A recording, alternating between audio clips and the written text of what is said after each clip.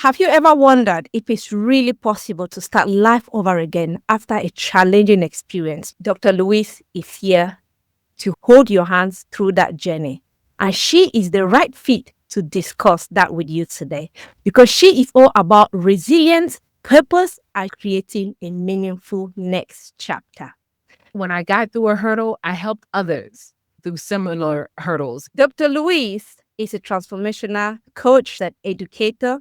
She helps women to create a life that is rooted in clarity. Why do limiting beliefs have such a powerful influence over our lives, especially after divorce or relationship breakdown?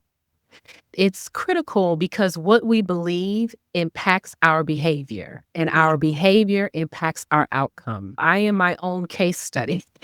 I did not believe I was going to make it. And guess what? It was a self fulfilling prophecy. Maybe you've been through domestic abuse, you've been through relationship breakdown, retirement, or even an unexpected life transition. Perhaps you're asking yourself, who am I now? Or can I really create a beautiful life after everything I've been through?